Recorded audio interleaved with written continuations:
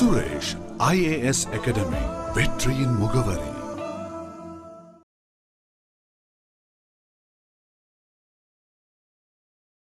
வணக்கம் தோழர்களே. யூனியன் கவர்மெண்ட்டில் நம்ம பிரசிடென்ட் பார்த்துட்ருக்குறோம். பிரசிடெண்ட்டில் இன்றைக்கி நம்ம பார்க்க போகிற போர்ஷன் என்ன அப்படின்னு கேட்டிங்கன்னா, powers and functions of president. குடியரசுத் தலைவரின் அதிகாரங்கள் மற்றும் பணிகள். குடியரசுத் தலைவருக்கு என்னென்ன அதிகாரங்கள் வழங்கப்பட்டிருக்கு அப்படின்றத பார்க்க போகிறோம். அதிகாரங்களோடு இணைத்து அவர் சில பணிகளையும் பார்க்குறார், அதிகாரத்தோடு பார்க்குறார்.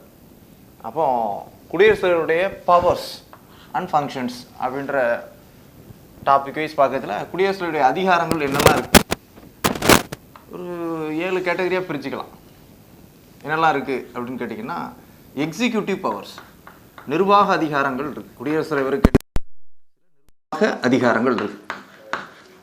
ஆக்சுவலாக நம்ம பார்த்தோம், he is the nominal head அப்படின்ட்டு பார்த்தோம்.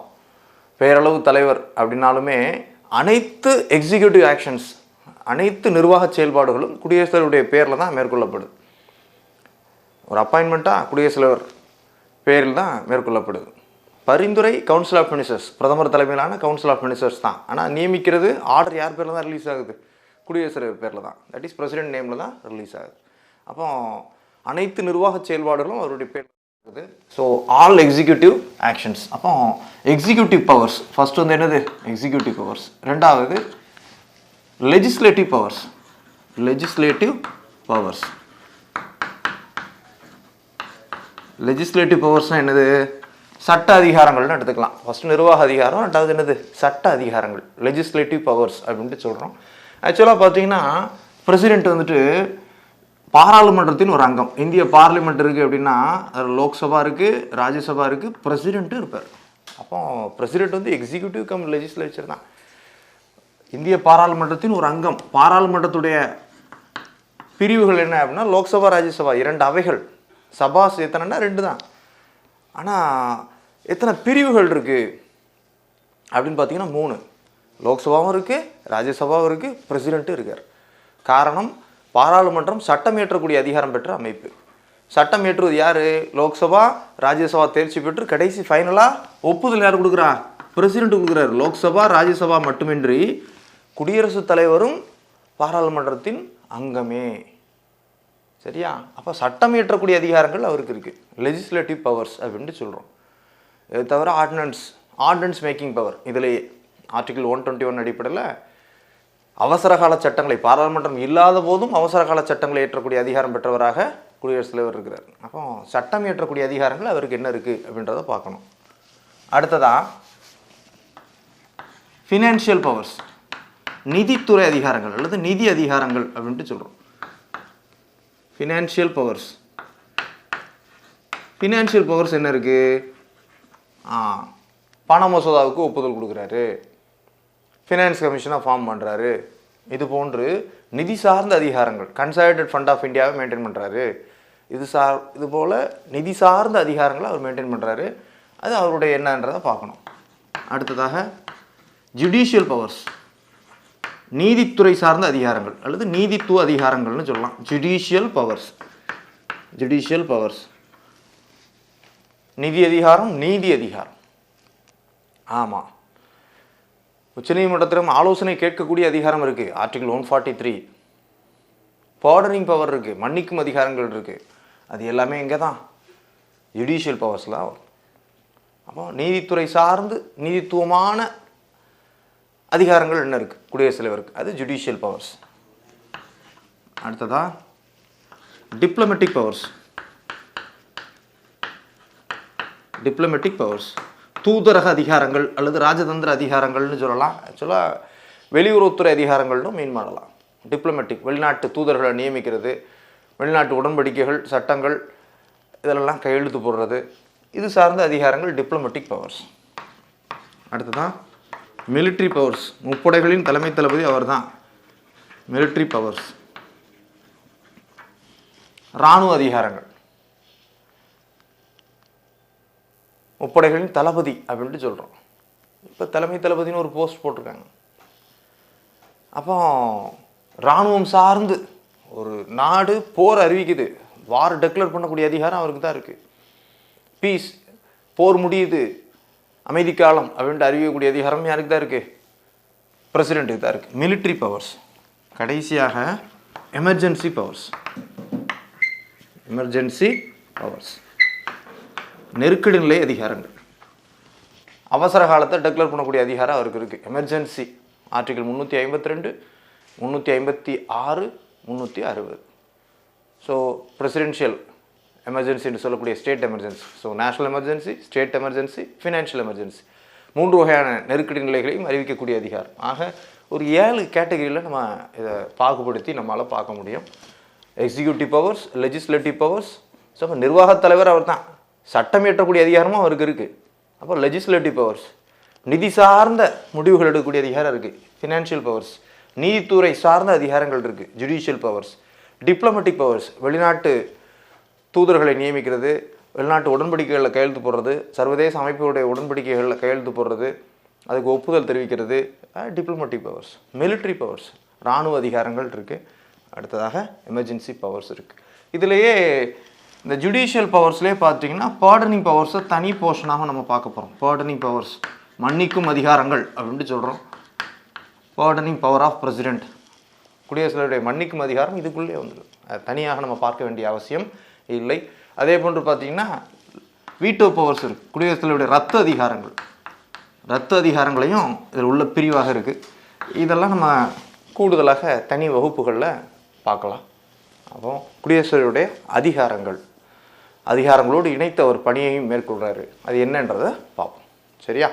அப்போ நிர்வாகம் சார்ந்து என்ன பண்ணுறாரு அப்படின்னு பார்க்குறப்ப பார்த்தீங்கன்னா எக்ஸிக்யூட்டிவ் பவர் வைஸ் பேக்கேஜில் முதல்ல பார்த்தீங்கன்னா அதில் தெளிவாக சொல்லிடுறாங்க, all executive actions of government of India are in his name. அதாவது அனைத்து நிர்வாக செயல்பாடுகளும் குடியரசுத் தலைவருடைய பேரில் தான் நடக்குது. என்ன நியமனமாகட்டும், என்ன செயல்பாடுகளாகட்டும், அரசாங்கத்தின் செயல்பாடுகள், கவர்மெண்ட் ஆஃப் இந்தியாவுடைய செயல்பாடுகள் are executed in the name of president அப்படின்ட்டு சொல்கிறாங்க. நாட்டின் அனைத்து நிர்வாக செயல்பாடுகளும் யார் பேரில் செயல்படுத்தப்படுகிறது? குடியரசுத் தலைவர் பேரில் செயல்படுத்தப்படுது. 1. 2. He can make rules to implement his orders, that is in which manner. அப்போ அவர் ஒரு ஆர்டர் போடுறாரு, அதை எப்படி நீங்கள் செயல்படுத்தணும் அப்படின்ற டைரக்ஷன்ஸை யார் கொடுக்கலாம்? குடியரசுத் தலைவரே கொடுக்கலாம். He can make rules to implement his orders, that is in which manner the orders to be implemented. குடியரசுத் தலைவர் அவருடைய ஆணைகள் எந்த வகையில் செயல்படுத்தப்பட வேண்டும், எவ்வாறு செயல்படுத்தப்பட வேண்டும் அப்படின்றதுக்கான டைரக்ஷன்ஸை யார் கொடுக்கலாம்? குடியரசுத் தலைவரே கொடுக்கலாம். அதுக்கான அதிகாரம் யாருக்கு இருக்குது? குடியரசுத் தலைவருக்கு இருக்குது. இது அவருடைய எக்ஸிக்யூட்டிவ் பவர்ஸில் 2வது இதாக நம்ம சொல்லலாம். அடுத்ததான் he can make rules for convenient transaction of business. யாரோட பிஸ்னஸ்ஸு? கவர்மெண்ட் ஆஃப் இந்தியாவுடைய பிஸ்னஸ். இந்திய அரசாங்கத்துடைய செயல்பாடுகள் ஒரு சிறப்பாக கன்வீனியண்ட்டாக நடக்கணும் அப்படின்னா அதுக்கான உத்தரவுகளையும் விதிகளையும் அவர் சொல்லலாம், அவர் உருவாக்கலாம். சரியா? இந்த 3ம் பார்த்தீங்கன்னா இதில் ஃபர்ஸ்ட் ஒன் நல்லா தெளிவாக ஞாபகம் வச்சுக்கிட்டா போதும். All executive actions are being taken in the name of president. சரியா? அடுத்ததான் அவர் போடக்கூடிய உத்தரவுகள் எப்படி இம்ப்ளிமெண்ட் பண்ணணும், on which manner the orders of president to be implemented அப்படின்ற அதற்கான ரூல்ஸை யார் சொல்லலாம்? பிரசிடெண்ட் சொல்லலாம். அடுத்ததாக கவர்மெண்ட் ஆஃப் இந்தியாவுடைய டிரான்சாக்ஷன்ஸ், அவருடைய செயல்பாடுகள் சிறப்பாக நடப்பதற்கும் அவர் என்ன பண்ணலாம்? விதிகளை வகுக்கலாம். சரியா? இந்த 3ஐயும் தனியாக ஞாபகம் வச்சுக்கலாம். மீதி எல்லாம் பார்த்தீங்கன்னா அப்பாயின்மெண்ட்ஸ் தான். நிறைய பார்த்தீங்கன்னா நியமனங்களை குடியரசுத் தலைவர் மேற்கொள்கிறார். பாருங்கள், president appoints prime minister and council of ministers, article 75. சரியா? 75 பிரதமரையும் பிற அமைச்சர்களையும், அவர் சுட்டிக்காட்டக்கூடிய அமைச்சர்களையும் நியமிக்கக்கூடிய அதிகாரம் யாருக்கு இருக்குது? பிரசிடெண்ட்டுக்கு இருக்குது. இது என்ன ஆர்டிகிள்? ஆர்டிகிள் 75. பிரசிடெண்ட்டுடைய பவர். பிரதமரையும் அவருடைய ஆலோசனையின் பேரில் அவர் சுட்டிக்காட்டக்கூடிய நபர்களை அமைச்சர்களாக நியமிக்கக்கூடிய அதிகாரமும் யாருக்கு இருக்குது? பிரசிடெண்ட்டுக்கு இருக்குது. என்ன ஆர்டிகிள்? ஆர்டிகிள் 75. அப்போ 75 அடிப்படையில் பிரைம் மினிஸ்டர் நியமிக்கிறாரு, கவுன்சில் ஆஃப் மினிஸ்டர்ஸை நியமிக்கிறாரு, அவர்களுக்கிடையே துறை, ஸோ போர்ட்ஃபோலியோ டிபார்ட்மெண்ட் அலோகேஷன், யார் யாருக்கு என்ன துறை அப்படின்றத ஒதுக்கீடு செய்கிறாரு. துறை மாற்றங்களை அக்செப்ட் பண்ணுறாரு. அவங்கள நீக்கம்னா பிரைம் மினிஸ்டர் பரிந்துரை அடிப்படையில் அவங்கள நீக்கம்னா பதவி நீக்கம் பண்ணுறாரு. அந்த அமைச்சர் பதவியிலிருந்து நீக்கம் செய்கிறாரு. புதிதாக ஒருவரை அமைச்சரவைக்கு சேர்க்கணும்னா சேர்த்துக்கிறாரு. இது எல்லாமே யாரோடது தான்? பிரசிடென்ட்டுடைய தான். அப்போ பிரதமரை நியமிக்கிறார் விதி 75 அடிப்படையில். பிரதமர் தன்னுடைய அமைச்சரவையில் சேர்த்து கொள்ளக்கூடிய பரிந்துரைக்கக்கூடிய நபர்களை அமைச்சர்களாக நியமிக்கிறார். அமைச்சர்களுக்கிடையே துறை ஒதுக்கீடு செய்கிறார். அமைச்சர்களுக்கிடையே மாற்றங்கள், துறை மாற்றங்கள் மேற்கொள்ளப்படுதா, அதற்கு ஒப்புதல் கொடுக்குறார். ஒரு அமைச்சரை நீக்கம் செய்ய பிரதமர் பரிந்துரைக்கிறார், அமைச்சரவையிலிருந்து நீக்கிறார். இன்னொருத்தரை உள்ள சேர்க்கணுமா, சேர்க்கிறார். அப்போ இந்த அதிகாரம் பிரசிடென்ட்டுக்கு இருக்கு. So appoints prime minister and council of ministers. அடுத்ததான் இந்த வார்த்தை பிரயோகம், இந்த டெர்மினாலஜி, இந்த சென்டென்ஸ் ரொம்ப முக்கியம். They holds the office during his pleasure. யார்? பிரைம் மினிஸ்டரும் கவுன்சில் ஆஃப் மினிஸ்டர்ஸும் holds the office during the pleasure of president. இப்போ குரூப் ஒன்றில் கேட்டாங்க இல்லையா, இங்கே தான் வருது.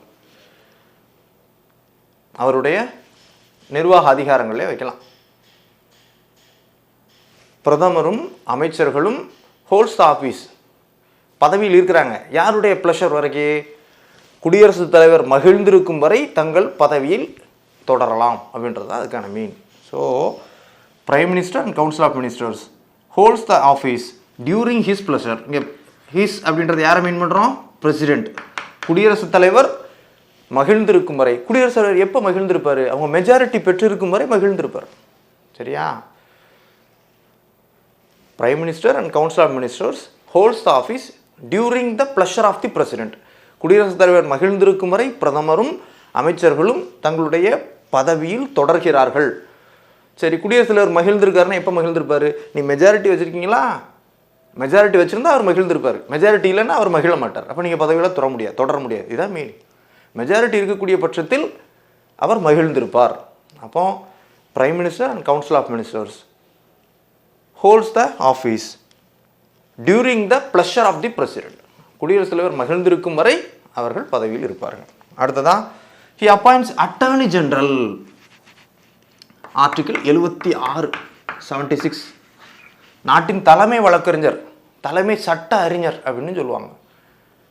தலைமை சட்ட அதிகாரி, சீஃப் லீகல் ஆஃபீஸர் அப்படின்னு சொல்லலாம்.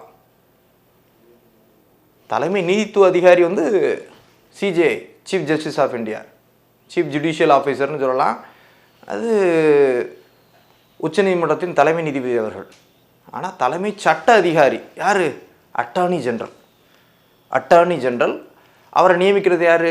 பிரசிடென்ட் தான் நியமிக்கிறார். என்ன ஆர்டிகிள் அடிப்படையில்? ஆர்டிகிள் 76 அடிப்படையில் attorney general got appointment. So appointed by president as per article 76. நாட்டின் தலைமை சட்ட அதிகாரி என்று சொல்லக்கூடிய அட்டார்னி ஜெனரல், தலைமை வழக்கறிஞர், இந்திய தலைமை வழக்கறிஞர். அப்புறம் அதுக்கடுத்தா சொலிசிட்டர் ஜெனரல், அந்த அவருக்கு உதவிகரமாக இருக்கக்கூடிய சொலிசிட்டர் ஜெனரல் உள்ளிட்ட அந்த வழக்கறிஞர் பதவிகளையும் நியமனம் செய்வது யார் தான்? பிரசிடென்ட் தான். அடுத்ததாக பாருங்கள், appoints CAG comptroller and auditor general. Article 148 148. சிஏஜியை நியமிக்கிறார். சிஏஜியை நியமிக்கிறார். நாட்டின் தலைமை கணக்கு தணிக்கையர் அப்படின்னு சொல்லக்கூடிய CAG, comptroller and auditor general, தலைமை கணக்கு தணிக்கையாளர். குடியரசுத் தலைவர் சுட்டி காட்டக்கூடிய மத்திய அரசின் கணக்குகளை தணிக்கை செய்வார், மாநில அரசின் கணக்குகளை தணிக்கை செய்வார். குடியரசுத் தலைவர் கேட்டுக்கொண்டால் பொதுத்துறை நிறுவனங்களுடைய கணக்குகளையும் தணிக்கை செய்வார். ஒரு பஞ்சாயத்துடைய கணக்கை கூட தணிக்கை செய்ய குடியரசுத் தலைவர் கேட்டுக்கொண்டால் தணிக்கை செய்யக்கூடிய அந்த சிஏஜி அவரை நியமிப்பது யார் தான்? பிரசிடென்ட் தான். ஆர்டிகிள் 148. அப்புறம் யூபிஎஸ்சியுடைய சேர்மன் அண்ட் மெம்பர்ஸ் எல்லாத்தையும் நியமிக்கிறார். யூபிஎஸ்சியுடைய சேர்மன் மெம்பர்ஸை நியமிக்கிறார். ஆர்டிகிள் 316 316. யூபிஎஸ்சி சேர்மன், மத்திய அரசு பணியாளர் தேர்வாணையம் என்று சொல்லக்கூடிய யூபிஎஸ்சி, மத்திய பொதுப்பணியாளர் தேர்வாணையம் என்று சொல்லக்கூடிய யூபிஎஸ்சி, அதனுடைய தலைவர். கான்ஸ்டியூஷனல் படி பொதுவாக பார்த்தீங்கன்னா கான்ஸ்டியூஷனல் படிஸ், ஸ்டாச்சுட்டரி படிஸ் அனைத்துடைய தலைவர்கள் உறுப்பினர்களை நியமிக்கக்கூடிய அதிகாரம் யாருக்கு தான் இருக்குது? பிரசிடென்ட் தான். அதே மாதிரி தான் யூபிஎஸ்சி சேர்மன் மற்றும் உறுப்பினர்கள் நியமிக்கிறார். ஃபினான்ஸ் கமிஷன் நியமிக்கிறாரு. ஆர்டிகல் 280. நிதி ஆணையம், இந்திய நிதி ஆணையம், நிதி ஆணையத்துடைய தலைவர் மற்றும் உறுப்பினர்கள் நியமிக்கிறார் 280 அடிப்படையில். அடுத்ததா 324 சீஃப் எலெக்ஷன் கமிஷனர், நாட்டின் தலைமை தேர்தல் ஆணையர் மற்றும் பிற தேர்தல் ஆணையர்கள். 324 இந்திய தலைமை தேர்தல் ஆணையர் மற்றும் கூடுதலாக இருக்கக்கூடிய 2 தேர்தல் ஆணையர்களையும் நியமிக்கக்கூடிய அதிகாரம் யாருக்கு இருக்கு? பிரசிடென்ட்டுக்கு இருக்கு. அடுத்ததா அனைத்து மாநில ஆளுநர்கள், 28 மாநிலத்துடைய ஆளுநர்கள் நியமிக்கிறார். ஆர்டிகல் 155 குடியரசுத் தலைவரை பார்த்தோம், எலெக்ஷன் வச்சு அவரை தேர்வு பண்ணுறோம். ஆளுநர் என்னதுதான்? Just appointment. Head of the state என்று சொல்லக்கூடிய ஆளுநர் பிரசிடென்ட்டால் நியமிக்கப்படுகிறார், அவ்வளோதான். சரியா? So head of the state means மாநில அரசின் தலைவர். மத்திய அரசின் தலைவர் யாரு? யார் தான்? பிரசிடென்ட் தான். மத்திய அரசாங்கத்தின் தலைவர் யாரு? பிரதமர். மாநில அரசாங்கத்தின் தலைவர் யாரு? Head of the state government யாரு? Chief minister. Head of the state யாருன்னா கவர்னர். இந்திய அளவில் ஹெட் ஆஃப் தி ஸ்டேட் அப்படின்னா ஸ்டேட் என்பது ஒரு அரசுனும் என்படும். சரியா? அப்படின்ற வயசு யாரு? பிரதமர். என்னது? Head of the government. Head of the state யார் பார்த்தோம்? பிரசிடென்ட் பார்த்தோம். அது தெளிவுபடுது. சரியா? மத்திய அரசின் தலைவர், தமிழில் அரசின் தலைவர்னு கொடுப்பான். கொடுத்தாங்கன்னா யாரு? பிரசிடென்ட். மத்திய அரசாங்கத்தின் தலைவர் யாரு? Prime minister. இதான் வேறுபாடு. சரி, ஆளுநர்களை நியமிக்கிறார். Appoints governors of states in India. அனைத்து மாநில ஆளுநர்களும் அவருடைய பேரில் தான். ஜஸ்ட் அப்பாயின்மெண்ட், அவ்வளோதான். அவங்கள திரும்பவா அப்படின்னு ரீகால் பண்ணுவார். ரீகால் பண்ணால் போயிடுவாங்க, அவ்வளோதான். கவர்னருக்கு எலெக்ஷனோ எதுவுமே கிடையாது. பிரசிடென்ட் அப்பாயின்ட் பண்ணுறாரு, ரீகால் பண்ணிடுறாரு, திரும்ப அழைத்துக்கிறார். அப்போ அப்பாயிண்ட்ஸ் கவர்னர்ஸ். அடுத்ததாக பாருங்கள், he can seek information from prime minister. ஏதாவது பில்ஸ் பெண்டிங் வச்சுருக்கலாம், ஏதாவது பார்லிமெண்ட் அஃபேர்ஸ் தொடர்பாக அவர் என்ன பண்ணலாம்? பிரைம் மினிஸ்டரை கூப்பிட்டு பேசலாம். இதில் ஏன் பெண்டிங் வச்சுருக்கீங்க, என்ன இது அப்படின்ட்டு தகவல்களை கேட்டறியலாம். யாரிடம்? பிரைம் மினிஸ்டரிடம். பிரதமரை அழைத்து அவரிடம் தகவல்களை கோரலாம். பாராளுமன்றத்தில் நிலுவையில் உள்ள மசோதாக்கள், பெண்டிங் பில்ஸ் சம்மந்தமாக கேட்கலாம். வேறு ஏதாவது அஃபேர்ஸ், நாட்டு விவகாரங்கள் தொடர்பாக கேட்கலாம். ஸோ கேட்கலாம். He can seek information from prime minister. அடுத்ததாக, he requires PM to submit decision made by minister but not given by council of ministers. சில தகவல்களை கேட்கலாம், சில விஷயங்களை ப்ரொடியூஸ் பண்ணுங்க அப்படின்ட்டு கேட்கலாம். Requires PM to submit certain matters. Suppose ஒரு அமைச்சர் வந்து ஒரு விஷயத்தை சொல்லியிருப்பார், ஆனால் அது கவுன்சில் ஆஃப் மினிஸ்டர்ஸ் வந்து அப்ரூவல் கொடுக்காமல் இருப்பாங்க. இந்த மாதிரி டிஸ்பியூட்டில் உள்ள விஷயங்கள் சம்மந்தமாக தகவல்களை யார் கேட்கலாம்? பிரசிடென்ட் கேட்கலாம். யார்கிட்ட கேட்கலாம்? பிரைம் மினிஸ்டர்கிட்ட கேட்கலாம். பொதுவான பெண்டிங் பில்ஸு, நாட்டு விவகாரங்கள் தொடர்பாக கேட்கலாம். ஒரு அமைச்சர் சொன்ன ஸ்டேட்மெண்ட்டு அல்லது அமைச்சர் ஒரு விஷயத்தை பண்ணுறாரு, ஆனால் கவுன்சில் ஆஃப் மினிஸ்டர்ஸ் வந்து அதை அக்செப்ட் பண்ண மாட்டாங்க, முரண்பாடுகள் இருக்குது. இது தொடர்பான விஷயங்களை யார் கேட்கலாம்? பிரசிடென்ட் கேட்கலாம், பிரைம் மினிஸ்டர்கிட்ட கேட்கலாம். அடுத்ததாக, president appoints commission for SC, commission for national commission for the welfare of SC, national commission for SC ST, national commission for backward class. So article 338, 338A, 338B இருக்கு இல்லையா? 338, 338A, 338B இதெல்லாம் என்னது? தேசிய பிற்படுத்தப்பட்டோர் ஆணையம், தேசிய தாழ்த்தப்பட்டோர் ஆணையம், தேசிய பழங்குடியினர் நல ஆணையம் போன்ற ஆணையங்கள், ஒடுக்கப்பட்ட மக்களுடைய நலனுக்கான நியமிக்கப்படக்கூடிய அந்த ஆணையங்களுடைய தலைவர் மற்றும் உறுப்பினர்களையும் நியமிக்கிறார். ஸோ நியமன அதிகாரம் முழுக்க வந்துடுது. எக்ஸிக்யூட்டிவ் பவர்னாலே நியமன அதிகாரம் தான். நியமனம் சார்ந்த விஷயங்கள் அனைத்தும் வந்துடுது.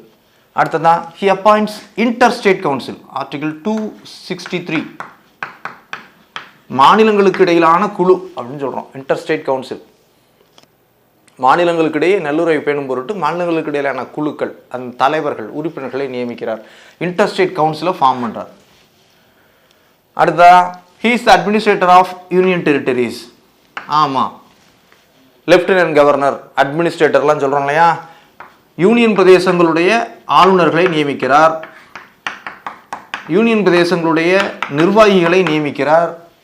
Appoints lieutenant governors of union territories, he appoints administrators of union territories, நியமனம் பண்ணுறாரு. சரியா? அடுத்ததாக அந்த யூனியன் பிரதேசங்களுக்கான சட்டங்களை எதிராங்க. இப்போ அங்கே வந்து லெஜிஸ்லேச்சர் இல்லாத பட்சத்தில், பாண்டிச்சேரி அங்கே லெஜிஸ்லேச்சர் இருக்குது, இப்போ அவங்களுக்கு சட்டம் இயற்ற வேண்டிய அவசியம் இல்லை. மற்ற பகுதிகளில் மத்திய சட்டங்களை இம்ப்ளிமெண்ட் பண்ணுறாங்க. அப்போ யூனியன் பிரதேசங்களுக்கான நிர்வாகத்தை மேற்கொள்வதே யார் தான்? குடியரசுத் தலைவர் தான். ஆனால் அவருடைய பிரதிநிதியாகத்தான் யார் போய் பண்ணுறாங்க? லெப்டினன்ட் கவர்னர் அப்படின்றவங்க போய் பண்ணுறாங்க, அல்லது அட்மினிஸ்ட்ரேட்டர் போய் பண்ணுறாங்க. அடுத்ததான் he declare and admin schedule areas. நாட்டின் சில பகுதிகளை ஷெட்யூல் ஏரியாஸ் அப்படின்ட்டு அறிவிக்கிறார். யார் அறிவிக்கிறா? பிரசிடென்ட் அறிவிக்கிறார்.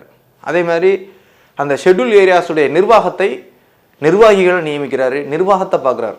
ஷெட்யூல் ஏரியாஸ், அட்டவணை பகுதிகள் அப்படின்னு பார்க்குறோம் இல்லையா, 5th ஷெட்யூல் ஏரியாஸ் அப்படிலாம் பார்க்குறோம் இல்லையா, கான்ஸ்டியூஷனில் உள்ள 5th ஷெட்யூல் ஏரியாஸ் இருக்குது. அதில் குறிப்பிடப்பட்ட பகுதிகளை நிர்வகிக்கிறார், அது ஷெட்யூல் ஏரியாவாக அறிவிக்கிறார். So he announces or declares schedule areas and also admins the schedule areas. Article 339. அப்போ இது எல்லாமே அவருடைய எக்ஸிக்யூட்டிவ் பவர்ஸ் தான். அப்போ என்னெல்லாம் பார்த்துருக்கோம்? அனைத்து எக்ஸிக்யூட்டிவ் ஆக்ஷன்ஸும் அவருடைய பேரில் நடக்குது. கவர்மெண்ட் ஆஃப் இந்தியாவுடைய ஆல் எக்ஸிக்யூட்டிவ் ஆக்ஷன்ஸ் அவர் பேரில் நடக்குது. அடுத்ததான் அவருடைய ஆர்டர்ஸை how to implement and which manner இந்த ஆர்டர்ஸ் டு பி இம்ப்ளிமெண்டட் அப்படின்ட்டு அவர் ரூல்ஸை வகுக்கிறார். என் ஆர்டர்ஸை நீங்கள் இப்படி தான் செயல்படுத்தணும் அப்படின்ட்டு அந்த மேனர்ஸ் தான் அவர் சொல்லக்கூடிய ரூல்ஸை அவர் வகுக்கிறார். அடுத்ததாக make rules for convenient transaction of business of government of India. இந்திய அரசாங்கத்துடைய செயல்பாடுகள் சிறப்பாக நடப்பதற்கும் விதிகளை வகுக்க அவருக்கு அதிகாரம் இருக்குது. அடுத்ததாக அனைத்தும் நியமனம் தான். Appoints prime minister under article 75 and appoints council of ministers and under article 75. பிரதமரையும் அமைச்சர்களையும் விதி 75 கீழ் நியமிக்கிறார். அவர்களுக்கிடையே துறை ஒதுக்கீடு பண்ணுறார், அவர்களே ஷஃபிள் பண்ணுறாரு, அவர்களை ஒருத்தரை பதவி நீக்கம் பண்ணுறாரு, ஒருத்தரை உள்ள கொண்டு வர்றாரு. பதவி நீக்கம்னு சொல்லக்கூடாது, ஒருவரை அமைச்சரவையிலிருந்து நீக்க பிரதமர் பரிந்துரைக்கும் பட்சத்தில் அவர் அமைச்சரவையிலிருந்து நீக்கிறார். இன்னொருத்தர் அமைச்சரவையில் சேர்க்கணுமா, அவர் உள்ள அமைச்சரவையில் சேர்க்கிறார். அப்பாயிண்ட்ஸ் அட்டார்னி ஜெனரல் ஆர்டிகிள் 75, 76 இந்திய தலைமை வழக்கறிஞரை நியமிக்கிறாரு. அடுத்தது அப்பாயிண்ட்ஸ் சிஏஜி நாட்டின் தலைமை கணக்கு தணிக்கையாளரை நியமிக்கிறாரு. Appoints UPSC chairman and members under article 316.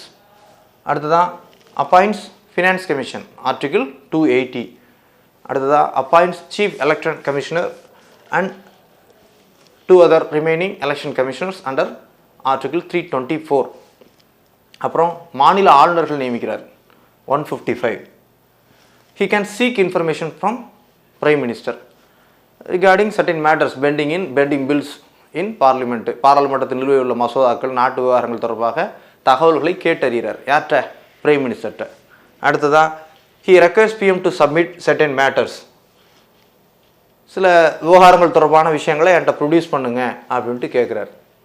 அடுத்ததாக appoints national commission for SC, national commission for ST, national commission for backward class 338 A B உள்ளிட்ட விதிகளின் அடிப்படையில் ஏற்படுத்தக்கூடிய இந்த நேஷனல் கமிஷன்ஸுடைய தலைவர் மற்றும் உறுப்பினர்களை நியமிக்கிறார். அடுத்ததாக அப்பாயிண்ட்ஸ் இன்டர்ஸ்டேட் கவுன்சில், மாநிலங்களுக்கிடையான குழு என்று சொல்லக்கூடிய இன்டர்ஸ்டேட் கவுன்சில் நியமிக்கிறார். அப்புறம் he is the administrator.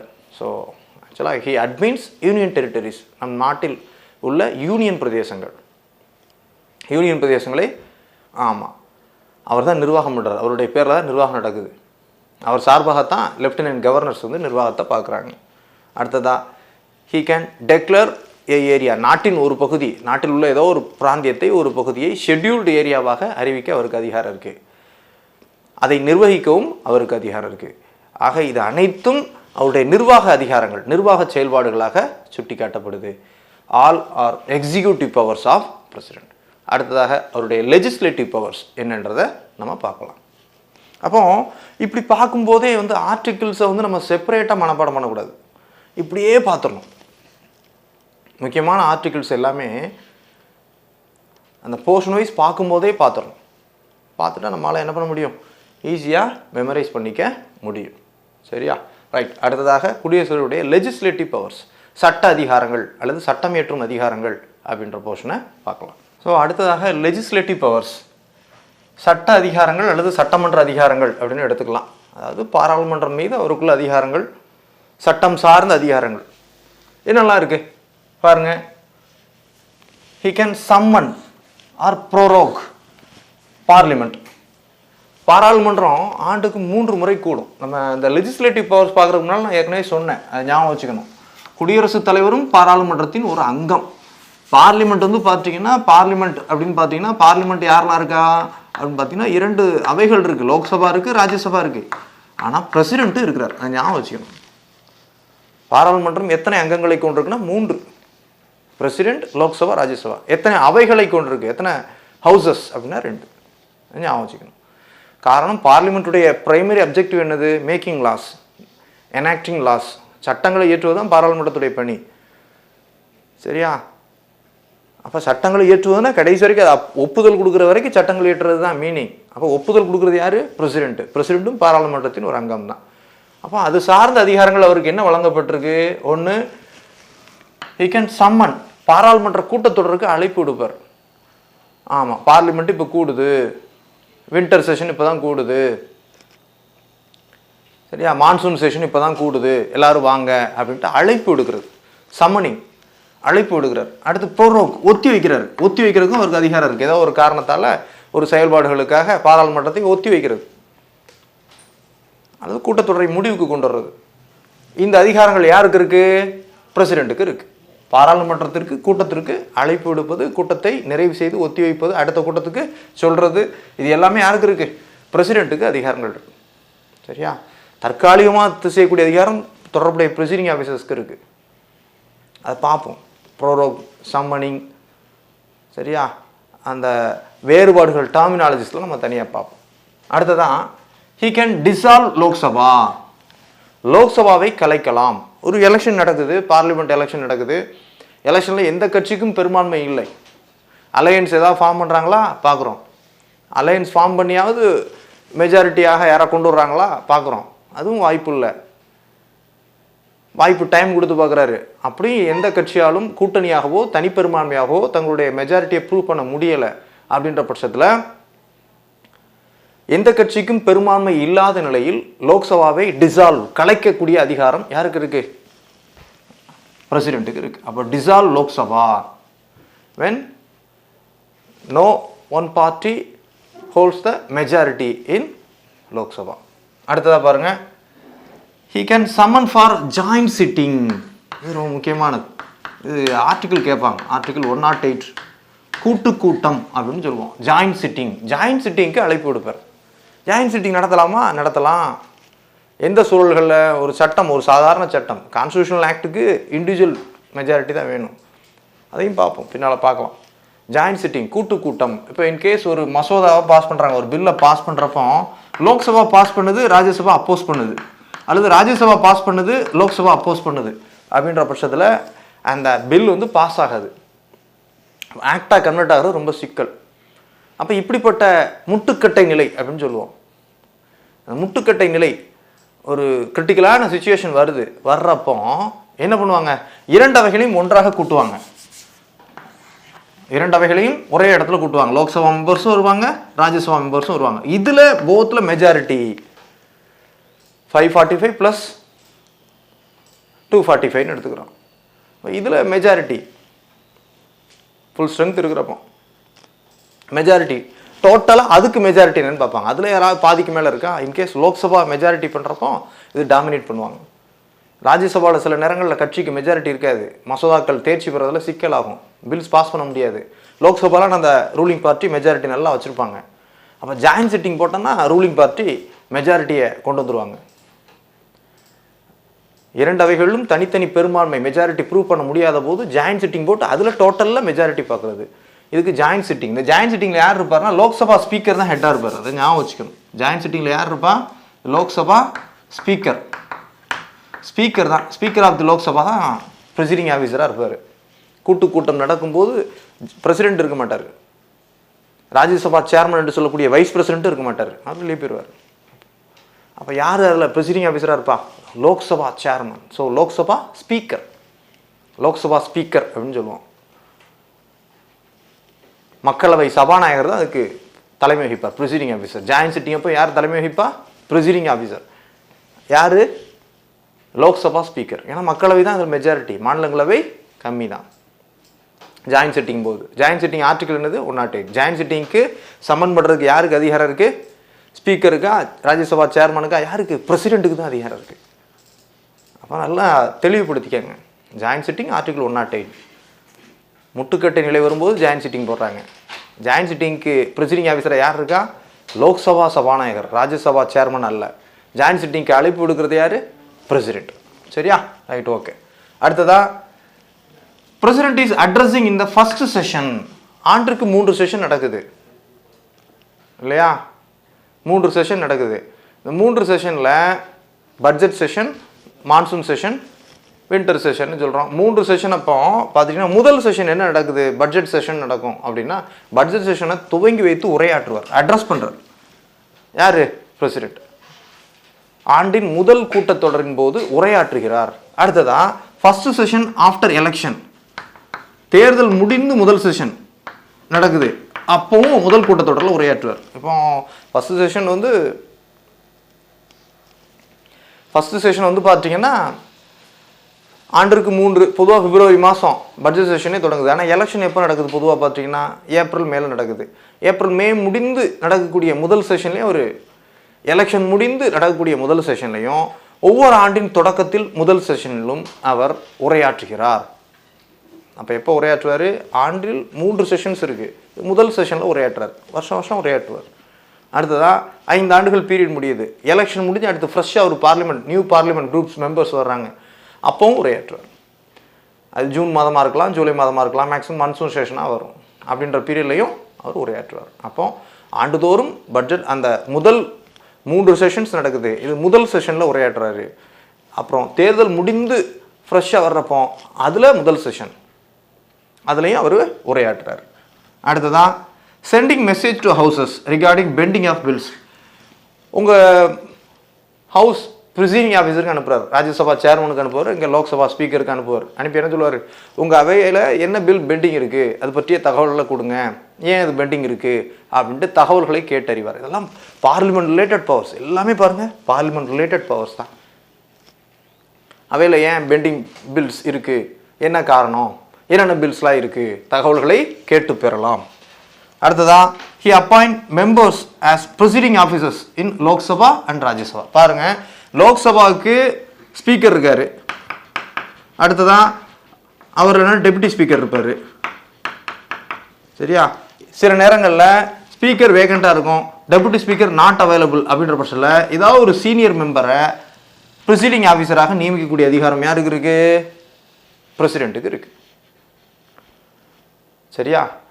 Speaker, மக்களவை சபாநாயகர் பதவி காலியாக இருக்கும்போதும், துறை சபாநாயகர் பதவி காலியாக இருக்கும்போதும் அவர்களுக்கு பதிலாக மக்களவை உறுப்பினர்களிலிருந்து ஒருவரை என்ன பண்ணுறாரு? அந்த புரோட்டாம் ஸ்பீக்கர்ஸாக நியமிக்கக்கூடிய அதிகாரம் யாருக்கு இருக்குது? பிரசிடென்ட்டுக்கு இருக்குது.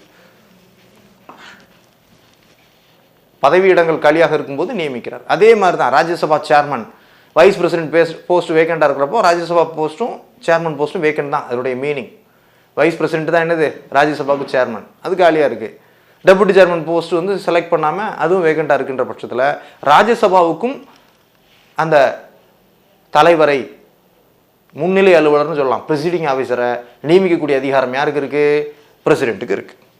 அடுத்ததான் he nominates 12 members to Rajya Sabha. ஆமாம், ராஜ்யசபாவிற்கு 12 உறுப்பினர்களை நியமிக்கிறார். யார்? பிரசிடென்ட்டு. அதே மாதிரி லோக்சபாவிற்கு 2 உறுப்பினர்களை நியமிக்கிறார். லோக்சபாவிற்கு 2 உறுப்பினர்களை நியமிக்கிறார். 2 யார்? Anglo Indian. லோக்சபாவுக்கு 2 ஆங்கிலோ இந்தியன் மெம்பர்ஸை நியமிக்கிறார். ஆர்டிகிள் 331 331 இதை கேட்பாங்க. ராஜ்யசபாவுக்கு 12 உறுப்பினர்களை என்னென்ன கேட்டகரியில் நியமிக்கிறாரு அப்படின்னு கேட்பாங்க. Art, literature, science, social service. ஆகிய 4 துறைகளில் நிபுணத்துவம் பெற்ற நபர்களை ராஜ்யசபாவிற்கு பிரசிடென்ட் நியமிக்கிறார். சரியா? கலை, இலக்கியம், அறிவியல் மற்றும் சமூக சேவை ஆகிய 4 பிரிவுகளைச் சேர்ந்த நிபுணர்களை அல்லது திறமை பெற்ற நபர்களை ராஜ்யசபாவிற்கு குடியரசுத் தலைவர் நியமிக்கிறார். சரியா? 12 பேரை ராஜ்யசபாவுக்கு நியமிக்கிறார். நாமினேட்டட் மெம்பர்ஸ் அப்படின்ட்டு சொல்கிறோம். 12 பேரை நியமிக்கிறார். அதே போன்று ஆங்கிலோ இந்திய குடிமக்களின் பிரதிநிதித்துவத்தை அளிக்கும் பொருட்டு ஆர்டிகல் 331 அடிப்படையில் லோக்சபாவிற்கு 543+2 அப்படின்னு சொல்கிறோம் இல்லையா, 2 ஆங்கிலோ இந்திய உறுப்பினர்களை நியமனம் பண்ணுறார். யார்? பிரசிடென்ட். அப்போ nominates 12 members to Rajya Sabha and 2 members to Lok Sabha. இதுவும் அவருக்கு லெஜிஸ்லேட்டிவ் பவர்ஸ் தான். பார்லிமெண்ட்டில் அவருக்கு என்ன பவர்? அது இதுதான். சரியா? லோக்சபாவில் 2 பேர், ராஜ்யசபாவில் 12 பேர். லோக்சபாவுக்கு ஆர்டிகல் என்னது? ஆங்கிலோ இந்திய நியமனத்துக்கு ஆர்டிகல் 331. ராஜ்யசபாவுக்கு என்னென்ன கேட்டகரியில் நியமனம் பண்ணுறாரு? காம்போசிஷன்லேயே வந்துடும். அதுக்குன்னு தனியாக செக்ஷன், அதுக்குன்னு தனி செக்ஷன் சொல்ல முடியாது. ராஜ்யசபாவுக்கு என்னென்ன கேட்டகரியில் நியமனம் பண்ணுறாரு? கலை, ஆர்ட், லிட்ரேச்சர், இலக்கியம், சயின்ஸு, அறிவியல், கடைசியாக சமூக சேவை ஆகிய பிரிவுகளைச் சேர்ந்த நபர்களுக்கு முன்னுரிமை அளித்து, நம்ம சச்சின் டெண்டுல்கர் இருந்தார், லதா மங்கேஷ்கர் அம்மா இருந்தாங்க, அமிதாப் பச்சன் இருந்தார். அப்போ இவங்கெல்லாம் இருக்கிறாங்க. இவங்கெல்லாம் வந்து இந்த பிரிவுகளைச் சேர்ந்தவர்களாக அவர்களை வகைப்படுத்தி அவங்கள உள்ளே எடுக்கிறாங்க. Nominated members of Rajya Sabha. அடுத்ததா he decide disqualification of MPs in consultation with election commission. Election கமிஷனோட கன்சல்டேஷன் அடிப்படையில் ஆமாம் தகுதி நீக்கம். இப்போ கட்சித்தாவல் ஆன்டி டிவிஷன் லா இருக்கும். 10th ஷெட்யூல் 10வது அட்டவணையில் சொல்லப்பட்ட அந்த கட்சித்தாவல் தடைச்சட்ட விதிகளின் அடிப்படையில் எலெக்ஷன் கமிஷனை கன்சல்ட் பண்ணிட்டு இவர் கட்சித்தாவல் நடவடிக்கையில் ஈடுபட்டிருக்காரா அப்படின்னா ஒரு எம்பியை என்ன பண்ணலாம்? டிஸ்குவாலிஃபை, தகுதி நீக்கம் செய்யலாம். ஒரு எம்பியை தகுதி நீக்கம் பண்ணக்கூடிய அதிகாரம் யாருக்கு இருக்குது? பிரசிடென்ட்டுக்கு இருக்குது. அது தகுதி நீக்க விவகாரங்களில் முடிவெடுக்கிறது யார்? முடிவெடுக்கிறார் in consultation with election commission. அடுத்ததான் certain bills for introduction of certain bills in parliament his prior recommendation required. பாராளுமன்றத்தில் சில மசோதாக்களை அறிமுகப்படுத்துறதுக்கு முன்னாலே பொதுவாக வந்து பார்லிமெண்ட் என்ன பண்ணுவாங்க? லோக்சபா பாஸ் பண்ணுறாங்க அல்லது ராஜ்யசபா பாஸ் பண்ணுறாங்க. தட் இஸ் 2 அவைகளும் பாஸ் பண்ணிட்டு பிரசிடென்ட்டுக்கு போகும். ஆனால் சில பில்களை பொறுத்தவரை பிரசிடென்ட்டுடைய ப்ரியர் ரெக்கமெண்டேஷன் இல்லாமல் பில்களை இன்ட்ரடியூஸே பண்ண முடியாது. குறிப்பாக பார்த்தீங்கன்னா சொல்லலாம், எக்ஸாம்பிள் என்ன சொல்லலாம், கன்சர்வேட்டட் ஃபண்ட்லேருந்து சில இதை செலவு பண்ண போகிறாங்க. ஒருங்கிணைந்த தொகுப்பு நிதி என்று சொல்லக்கூடிய கன்சர்வேட்டட் பில்லேருந்து செலவு பண்ண போகிறாங்க, கன்சர்வேட்டட் ஃபண்ட்லேருந்து செலவு பண்ண போகிறாங்க. அப்போ என்ன வேணும்? குடியரசுடைய ப்ரியர் ரெக்கமெண்டேஷனோடு தான் அந்த பில்ஸை இன்ட்ரடியூஸ் பண்ணணும். Prior recommendation of president is required in case of certain types of bills. அது என்னென்னு பார்க்கலாம். கான்ஸ்டியூஷனல் பில்ஸுக்கு, மணி பில்ஸுக்கு, அதேமாதிரி கன்சர்வேட்டட் ஃபண்ட் ஆஃப் இந்தியாவிலேருந்து செலவு பண்ணக்கூடிய பில்ஸுக்கு, இதை போன்ற மசோதாக்களை தேர்ச்சி பெறுவதற்கு முன் அனுமதி வேணும். பிரசிடென்ட்டுடைய ப்ரியர் ரெக்கமெண்டேஷன் இல்லாமல் பார்லிமெண்ட்டில் இன்ட்ரோடக்ஷனே பண்ண முடியாது. சரியா? Okay. certain bills requires prior recommendation of the president. சரி, சில பில்களை அறிமுகப்படுத்துறதுக்கே அவருடைய பெர்மிஷன் அவசியம். பில்களை அறிமுகப்படுத்தியாச்சு, தேர்ச்சியும் பெற்றாச்சு. பாராளுமன்றம் பில்ஸை என்ன பண்ணுது? பார்லிமெண்ட் லோக்சபாவும் ராஜ்யசபாவும் என்ன பண்ணிட்டாங்க? பாஸ் பண்ணிட்டு யாருக்கு அனுப்புகிறாங்க? பிரசிடென்ட்டுக்கு அனுப்புகிறாங்க. லோக்சபா பாஸ் பண்ணுது, ராஜ்யசபா போகுது, ராஜ்யசபா பாஸ் பண்ணிட்டு பிரசிடென்ட்டுக்கு போகுது. அப்படின்னா பிரசிடென்ட்டு என்ன பண்ணலாம் அப்படின்னு கேட்டிங்கன்னா, பிரசிடென்ட்டு இது ரொம்ப முக்கியமானது. இது வீட்டோ பவர்ஸில் இன்னும் கிளியர் கட்டாக பார்க்கலாம். பிரசிடென்ட்டுடைய ரத்த அதிகாரங்களில் தெளிவாக பார்க்கலாம். அதுக்கு முன்னால் பிரசிடென்ட் முன்னால் உள்ள முடிவுகள் என்ன? சட்டமேற்றக்கூடிய அதிகாரம் பெற்றது பார்லிமெண்ட். பாராளுமன்றத்தில் 3 அங்கத்தினர்கள், லோக்சபா, ராஜ்யசபா மற்றும் பிரசிடென்ட்டு. லோக்சபா ராஜ்யசபாவும் தேர்ச்சி பண்ணிடுறாங்க. தேர்ச்சி பண்ணி வரக்கூடிய மசோதாவை பிரசிடென்ட் என்ன பண்ணலாம்? கிவ் ஹிஸ் அசன்ட், ஒப்புதல் கொடுக்கலாம். கொடுத்தா முடிஞ்சு போச்சு. ஒப்புதல் கொடுத்த நாளிலிருந்தோ அல்லது அந்த மசோதாவில் சொல்லப்பட்ட தேதியிலிருந்தோ அது சட்டமாக நடைமுறைக்கு வரும். சரி, ஒப்புதல் கொடுத்தாச்சு, மே கிவ் ஹிஸ் அசன்ட், முடிஞ்சு போச்சு. இதுதான் முடிஞ்சே போச்சு. அடுத்தது withhold to give his assent, ஒப்புதல் கொடுக்க மறுக்கலாம். மறுத்து என்ன பண்ணலாம்? நிறுத்தி வைக்கலாம். வித்ஹோல்ட் பண்ணிடுவாங்க. இது 2வது ஆப்ஷன். சரியா? ஒப்புதல் கொடுக்க மறுக்கலாம், நிறுத்தி வைக்கலாம், வித்ஹோல்ட் பண்ணுறாரு. 3வது ரிட்டர்ன், திரும்பலாம், திருப்பி அனுப்பி விடலாம். நீங்கள் அனுப்பக்கூடிய அந்த மசோதாவில் எனக்கு ஒப்புதல் இல்லை, எனக்கு விருப்பம் இல்லை அப்படின்ட்டு என்ன பண்ணலாம், ரிட்டன் பண்ணலாம். But return for one time only, ஒரு முறை மட்டுமே திருப்பி அனுப்ப முடியும்.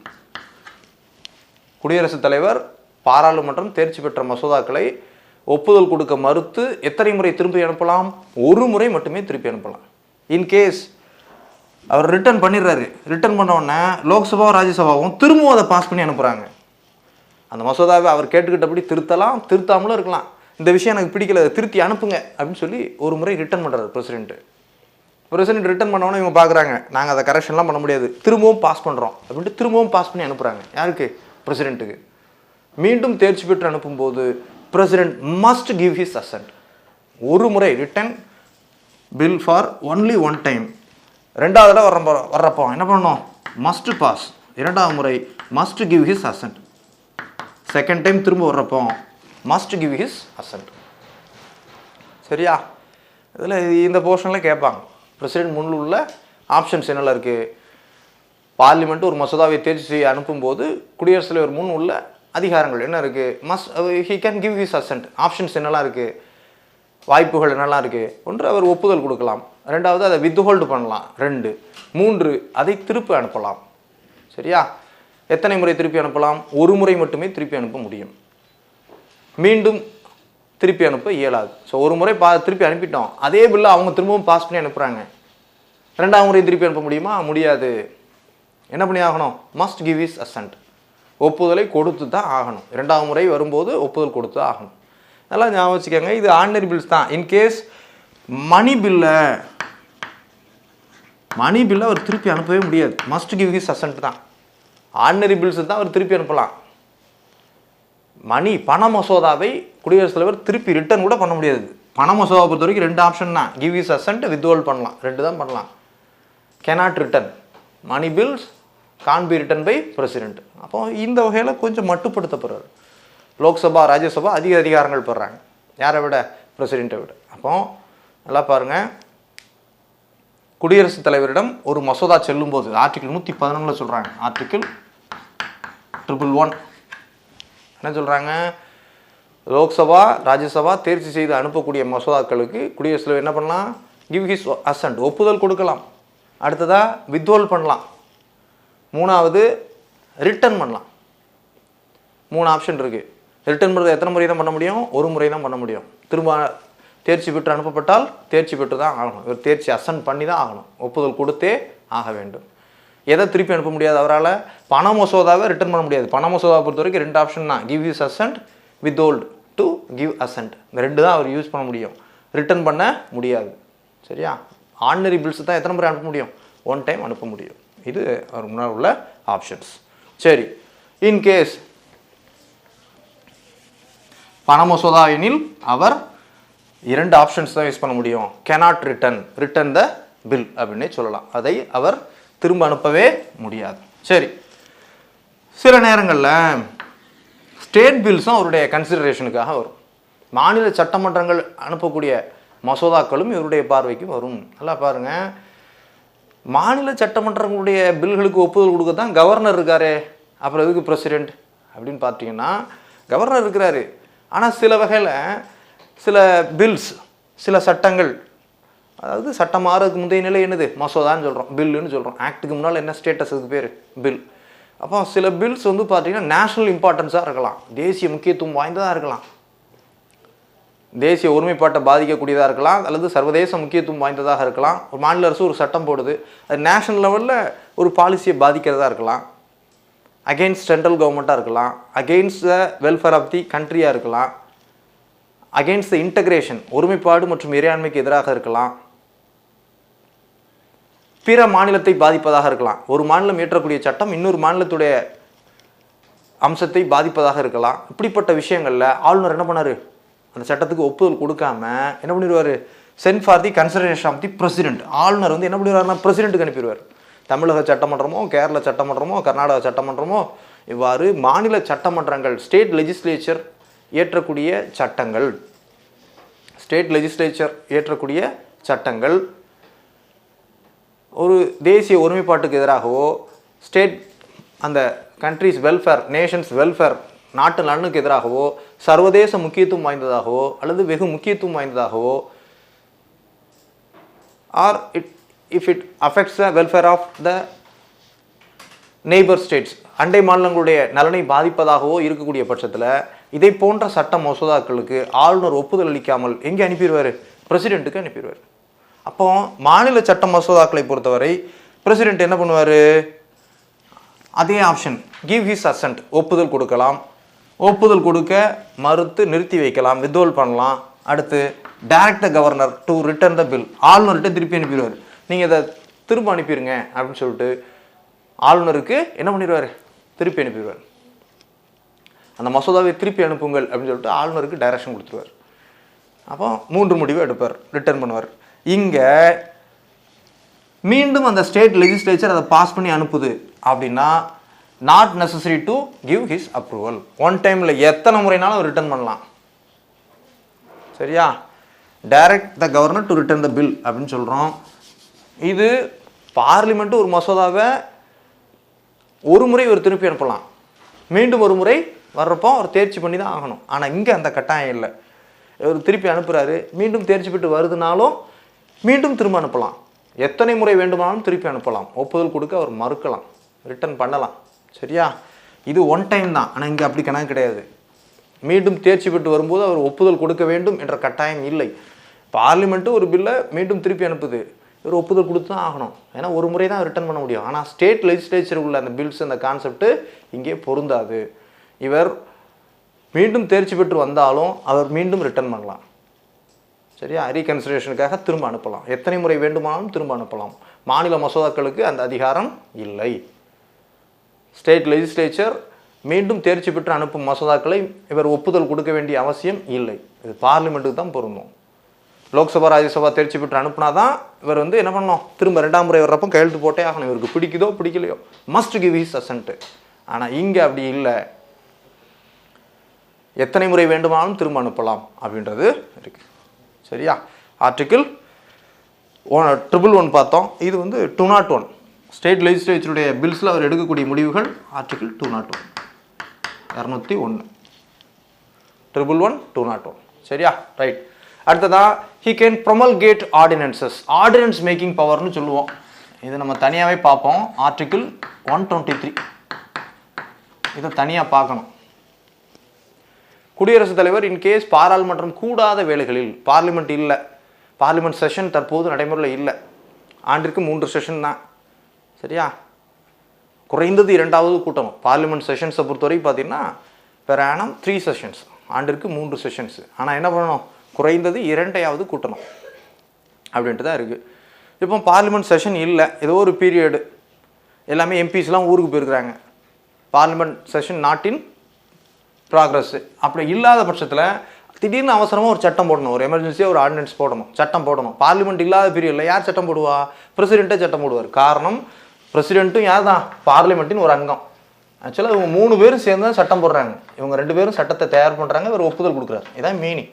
சப்போஸ் 2மே நடைமுறையில் இல்லை, இன்கேஸ் லோக்சபாவுக்கு எலெக்ஷன் பீரியடு, ராஜ்யசபா மட்டும்தான் இருக்குது, ராஜ்யசபா இப்போ செஷன் இல்லை அப்படின்ற பட்சத்தில் யார் கூடலாம்? சட்டத்தை போடலாம், பிரசிடெண்ட் மட்டுமே சட்டத்தை ஏற்றலாம். அதுக்கு பேர் ஆர்டினன்சஸ் அப்படின்னு பேர், அவசர சட்டம் அப்படின்னு சொல்லுவோம். 123 121 சொல்லிட்டோன்னா 123 நல்லா தெளிவாக ஞாபகம் வச்சுக்கலாம். 123 அவசரகால சட்டங்களை இயற்றக்கூடிய அதிகாரம் யாருக்கு இருக்குது? பிரசிடெண்ட்டுக்கு இருக்குது. ஆனால் இந்த அவசரகால சட்டம் எவ்வளவு காலம் அப்படின்னு கேட்டிங்கன்னா, பார்லிமெண்ட் அசம்பிள் பார்லிமெண்ட் கூடிய 6 வார காலம் மட்டுமே செல்லத்தக்கது. அதற்குள்ள 6 வாரத்துக்குள்ளே யாருடைய ஒப்புதல் வேணும்? லோக்சபா ராஜ்யசபாவுடைய ஒப்புதல் வேணும். பிரசிடென்ட் சட்டத்தை போட்டார், அந்த சட்டத்துக்கு யாரெல்லாம் ஒப்புதல் கொடுக்கணும்? பிரசிடென்ட் ஒப்புதல் கொடுத்துட்டாரு, லோக்சபாவும் ராஜ்யசபாவும் ஒப்புதல் கொடுக்கணும். நல்லா பாருங்கள், பொதுவாக சட்டமேற்றக்கூடிய நடைமுறை என்ன? இவங்க 2 பேரும் தேர்ச்சி பெற்று திரும்ப இங்கே போகும். ஆனால் இந்த சட்டம் ரிவர்ஸ் ஆகுது. இவர் சட்டத்தை ஏற்றுகிறாரு, மந்திரி சபையுடைய பரிந்துரை அடிப்படையில் சட்டத்தை ஒப்புதல் கொடுத்துட்றாரு. அதுக்கப்புறம் இவங்க 2 பேரும் ஒப்புதல் கொடுப்பாங்க, லோக்சபாவும் ராஜ்யசபாவும் ஒப்புதல் கொடுப்பாங்க. எவ்வளவு காலத்துக்குள்ள ஒப்புதல் கொடுக்கணும்? பார்லிமெண்ட் அசம்பிள் ஆகிய 6 வார காலங்களுக்குள் ஒப்புதல் கொடுக்கணும். இது கேள்வி. அப்போ ஆர்டினன்ஸ், பிரசிடெண்ட் இந்த ஆர்டினன்ஸை எவ்வளவு காலம் செல்லும் அப்படின்னு பார்த்தீங்கன்னா, பொதுவாக 6 வீக் 6 மந்த்ஸ் அப்படின்னு சொல்லுவாங்க ஒரு டியூரேஷன். காரணம் என்னன்னு கேட்டிங்கன்னா மேக்ஸிமம் பீரியட் எவ்வளவு அப்படின்னு கேட்டிங்கன்னா 6 வீக் 6 மந்த்ஸ் ப்ளஸ் 6 வீக்னு சொல்லுவாங்க. 6 மந்த் டியூரேஷன் என்னன்னு கேட்டிங்கன்னா பார்லிமெண்ட்டுடைய 2 செஷனுக்கான அதிகபட்ச கால இடைவெளி 6 மந்த்ஸ். ஒரு செஷன் முடியுது, பட்ஜெட் செஷன் முடிஞ்சு சம்மர் அந்த அடுத்த மான்சூன் செஷன் அதிகபட்சம் 6 மாத இடைவெளிக்குள் அடுத்த செஷன் கூட்டப்படணும்.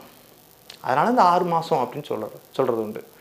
செஷன் கூடிருச்சு, கூடிய 6 வார காலத்திற்குள் அசம்பிளி கூடிய பார்லிமெண்ட் அசம்பிளி கூடிய 6 வார காலம் 6 வீக்குக்குள்ளே அவங்க ஒப்புதல் கொடுக்கணும். அசம்பிளி தொடங்கி 6 வார காலத்திற்குள் ஒப்புதல் கொடுக்கணும். இதுதான் இன்கேஸ் 6 வார காலத்திற்குள் பாராளுமன்றம் ஒப்புதல் கொடுக்கவில்லை எனில் ஆட்டோமேட்டிக்காக லாப்ஸ் ஆகிரும், இந்த சட்டம் காலாவதி ஆகிரும். காரணம் 3 பிரிவுகளும் ஒப்புதல் கொடுத்தா தான் அது சட்டம், இல்லைன்னா அது வந்து சட்டமாக கருத முடியாது. அப்போ அப்படின்ற பட்சத்தில் 6 வார காலத்திற்குள் பார்லிமெண்ட் மஸ்ட் கிவ் அசென்ட். இது ரிப்பீட் ஆகுது. ஆர்டினரி லாஸ் பொதுவாக பார்த்தீங்கன்னா இவங்க 2 பேரும் பாஸ் பண்ணி இங்கே அனுப்பி இவர் ஒப்புதல் கொடுப்பாரு. ஆனால் ஆர்டினன்ஸ் வந்து பார்த்தீங்கன்னா இவர் ப்ரிப்பேர் பண்ணி டெக்ளேர் பண்ணதுக்கு அப்புறம் இவங்க அசம்பிளி கூடுறாங்க, கூடி இவங்க 2 பேரும் ஒப்புதல் கொடுப்பாங்க. இது ஆர்டிகிள் 123 ப்ரொமல்கேட் ஆர்டினன்சஸ். அவசரகால சட்டம் இயற்றும் அதிகாரம். பாராளுமன்றத்தின் இரு அவைகளும் இயங்காத போது அல்லது மக்களவை பீரியட் முடிஞ்சிருக்கு, எலெக்ஷன் இன் ப்ராசஸ் இருக்குது, ஏதோ ஒரு காலத்தில் செஷன் நாட் இன் ப்ராசஸ், பாராளுமன்றத்தின் கூட்டத்தொடர்கள் இல்லாத வேளையில் ஒரு அவசர சூழ்நிலை கருதி மந்திரி சபை ஏற்றக்கூடிய சட்டங்களுக்கு குடியரசுத் தலைவர் ஒப்புதல் கொடுப்பார். பின் பாராளுமன்றம் கூடிய பின் லோக்சபாவும் ராஜ்யசபாவும் ஒப்புதல் கொடுப்பார்கள். அப்போ பாராளுமன்றம் கூடிய எவ்வளவு காலத்திற்குள் ஒப்புதல் கொடுக்கணும்? 6 வீக்குள்ளே கொடுக்கணும். செக்ஷன் என்ன? Article 123. Emergency ordinance making power யாருக்கு கொடுத்துருக்கோம்? பிரசிடென்ட்டுக்கு கொடுத்துருக்கோம். செக்ஷன் என்னது? 123. சரியா? ரைட். அடுத்ததான் president lays the reports of CAG, finance commission, UPSC before parliament. President சார்பாக அறிக்கைகள் தாக்கல் செய்யப்படுது. சிஏஜி ஒரு தணிக்கை குறிப்புகள் பார்லிமெண்ட்டில் ப்ரெசென்ட் பண்ணணும். யார் சார்பாக, யாரின் பேரில் தாக்கல் செய்யப்படுது? பிரசிடென்ட்டின் பேரில் தான். ஏன்னா இவங்க எல்லாமே பிரசிடென்ட்டுடைய ஆட்கள், பிரசிடென்ட்டால் நியமிக்கப்பட்டவங்க. UPSC chairman members, finance commission chairman members, CAG comptroller and auditor general, தலைமை கணக்கு தணிக்கையார், அவருடைய தணிக்கை குறிப்புகள், ஆண்டு தணிக்கை குறிப்புகளை பிரசிடென்ட்டுடைய பெயரிலேயே தாக்கல் செய்கிறார். பிரசிடென்ட்டுடைய சார்பாக தாக்கல் செய்கிறார். எங்கே? பாராளுமன்றத்தில். ஃபினான்ஸ் கமிஷனுடைய ரிப்போர்ட்டும் பார்லிமெண்ட்டில் பிரசிடென்ட்டுடைய சார்பாகத்தான் தாக்கல் செய்யப்படுது. அப்போ lays reports of CAG, finance commission, UPSC before parliament. அடுத்ததான் he can make regulations for peace and progress of union territories. Union பிரதேசங்களுடைய அமைதிக்காகவும் முன்னேற்றத்திற்காகவும் இவர் விதிகளை வகுக்கலாம், சட்டங்களை இயற்றலாம், விதிகளை உருவாக்கலாம். அப்போ சட்டங்கள் உருவாக்குறதுக்கு தான் இப்போ இன்கேஸ் யாருக்கெல்லாம் லெஜிஸ்லேச்சர் இருக்குது? டெல்லிக்கு இருக்குது, பாண்டிச்சேரிக்கு இருக்குது. சரியா? டெல்லி, பாண்டிச்சேரி போன்றவங்கெல்லாம் சட்டமன்றங்கள் இருக்குது. சட்டமன்றங்கள் இருக்கக்கூடிய பட்சத்தில் அப்போ இயற்ற மாட்டார். சட்டமன்றங்கள் இல்லாத பட்சத்தில் அவங்களுக்கான சட்டங்களை, விதிகளை இவர் உருவாக்கலாம். சட்டமன்றங்கள் இருக்கக்கூடிய காலகட்டங்கள் அவங்களே உருவாக்கிப்பாங்க. பாண்டிச்சேரி மாநிலத்துக்கு சட்டமன்றம் இருக்குன்னா அவங்களுக்கான சட்டங்களை அவங்களே போட்டுப்பாங்க. ஆக சட்டமன்றம் பொதுவாகவே யூனியன் டெரிட்டரிஸ்க்கான விதிகள் மற்றும் வழிவகைகளை உருவாக்க பிரசிடென்ட்டுக்கு அதிகாரம் இருக்குது. சரியா? சட்டமன்றம் இல்லாத யூனியன் பிரதேசங்கள், அந்தமான் நிக்கோபர் இருக்குது, லட்சத்தீவு இருக்குது, டையூ டாமன் இருக்குது, அவங்களுக்குலாம். ஆனால் பாண்டிச்சேரி, டெல்லி இவற்றை பொறுத்தவரை பார்த்தீங்கன்னா அவங்களுக்கு சட்டமன்றம் இருக்கக்கூடிய காலகட்டங்களில் அவங்களுக்கான சட்டங்களை உருவாக்கிக்காங்க. சட்டமன்றம் இல்லாத காலகட்டங்களில் அவர்களுக்கான சட்டங்களையும் ஒழுங்குமுறைகளையும் விதிகளையும் உருவாக்க யாருக்கு அதிகாரம் இருக்குது? பிரசிடென்ட்டுக்கு அதிகாரம் இருக்குது. யூனியன் பிரதேச நிர்வாகம் அவருடைய சட்டம் தொடர்பான அதிகாரம் அவங்களுக்கு இருக்குது. சரியா? யூனியன் பிரதேச நிர்வாக வழிமுறைகளை தனி தான். அது யூனியன் டெரிட்டரிஸ் பார்க்குறப்போ நம்ம கொஞ்சம் தெளிவாக பார்க்கலாம். சரி, அப்போ பிரசிடென்ட்டுடைய லெஜிஸ்லேட்டிவ் பவர்ஸ், சட்டமன்ற அதிகாரங்கள். இதில் நம்ம ஞாபகம் வச்சுக்க வேண்டியது, சட்டமன்றம் மீன்ஸ் பார்லிமெண்ட். இங்கே வந்து லெஜிஸ்லேட்டிவ் மீன்ஸ் யூனியன் லெஜிஸ்லேச்சர்னா என்னது? பார்லிமெண்ட். ஸ்டேட் லெஜிஸ்லேச்சர் தான் சட்டமன்றம். ஆனால் லெஜிஸ்லேச்சர்ன்ற மீனிங் வந்து தமிழில் சட்டமன்றம் அப்படின்ட்டு நம்ம மீன் பண்ணுறோம். சரியா? அதனால் கன்ஃபியூஸ் பண்ணிக்கக்கூடாது. மத்திய சட்டமன்றம் என்பது என்னது? பார்லிமெண்ட். மாநில சட்டமன்றம் நம்ம சட்டமன்றம்னே சொல்லிடுறோம். சரியா? அப்போ பிரசிடென்ட்டுடைய பவர்ஸ், லெஜிஸ்லேட்டிவ் பவர்ஸ் என்ன அப்படின்னு பார்க்குறப்ப பார்த்தீங்கன்னா நம்ம பார்த்தோம், பிரசிடென்ட்டும் பாராளுமன்றத்தின் ஒரு அங்கம். அப்போ பாராளுமன்றம் சார்ந்த அவருக்கு அதிகாரங்கள் என்ன இருக்குது? பாராளுமன்ற கூட்டத்தொடருக்கு அழைப்பு விடுக்கிறார், சம்மன் பண்ணுறாரு, கூட்டத்தொடரை முடிவுக்கு கொண்டு வர்றாரு, ப்ரோரோக் பண்ணுறாரு. அடுத்ததான் லோக்சபாவில் எந்த கட்சிக்கும் பெரும்பான்மை இல்லாத போது அதை டிசால்வ் கலைக்க செய்கிறார். ஒரு மசோதா 2 அவைகளிலும் தேர்ச்சி பெறாமல் ஒரு அவை பாஸ் பண்ணி ஒரு அவை ரிஜெக்ட் பண்ணுறப்போ முட்டுக்கட்டை நிலை, ஒரு கிரிட்டிக்கல் ஸ்டேஜில் ஜாயின்ட் சிட்டிங்க்கு அழைப்பு விடுக்கிறார். ஆர்டிகல் 108 ஜாயின்ட் சிட்டிங்க்கு ப்ரிசீட் ஓவர் பண்ணுறது யார்? லோக்சபா ஸ்பீக்கர். அடுத்ததான் ஒவ்வொரு ஆண்டும் பாராளுமன்றத்துடைய முதல் கூட்டத்தொடரின் போது அட்ரஸ் பண்ணுறார், உரையாற்றுகிறார். அடுத்ததான் தேர்தல் முடிந்து நடக்கக்கூடிய ஒவ்வொரு கூட்டத்தொடரிலும் தேர்தல் முடிந்து வர்றப்போ அந்த ஃபர்ஸ்ட் செஷன் வருது இல்லையா, ஆண்டுக்கு ஃபர்ஸ்ட் செஷன், எலெக்ஷன் முடிஞ்சு வரக்கூடிய அந்த லேம்டக் செஷன், அந்த ஃபர்ஸ்ட் செஷன் அப்போவும் என்ன பண்ணுறாரு? அவர் உரையாற்றுறார்.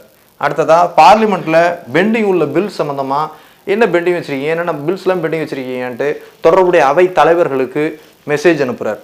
அடுத்ததாக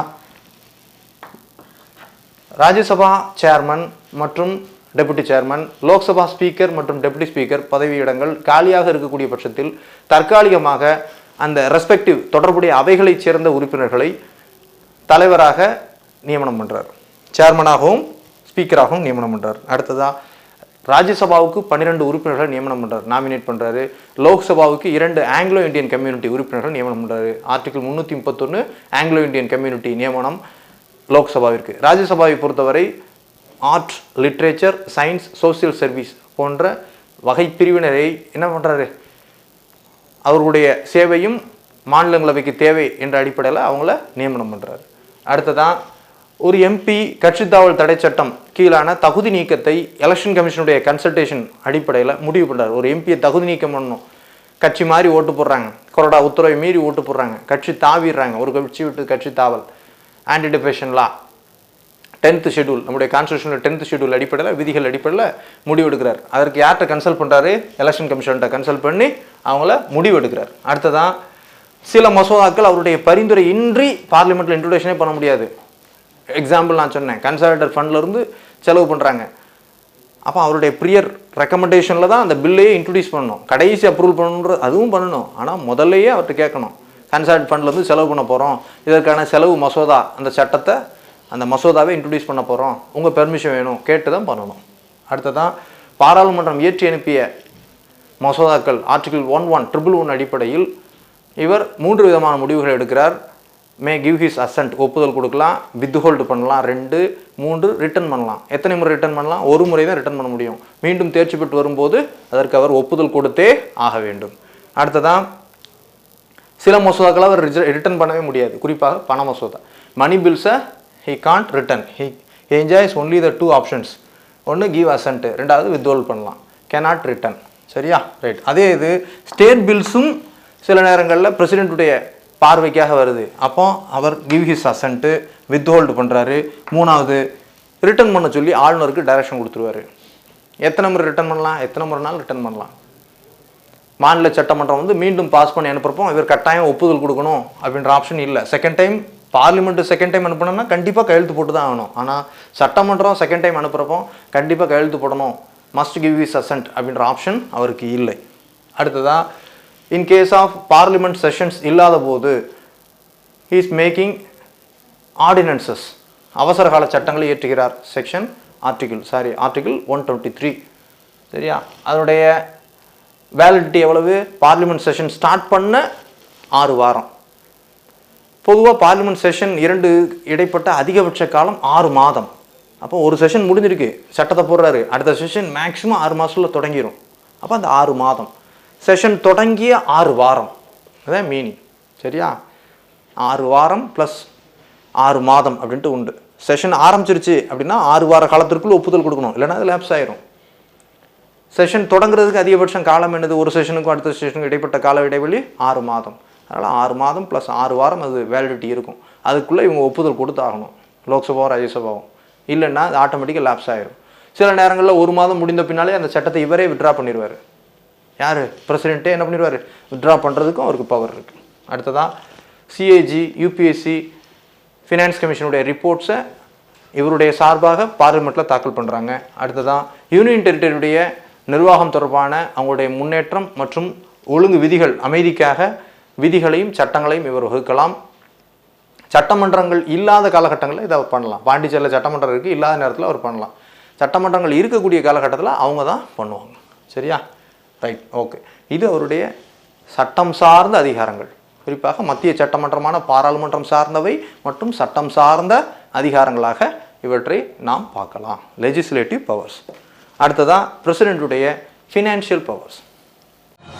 சுரேஷ் IAS அகாடமி, வெற்றியின் முகவரி.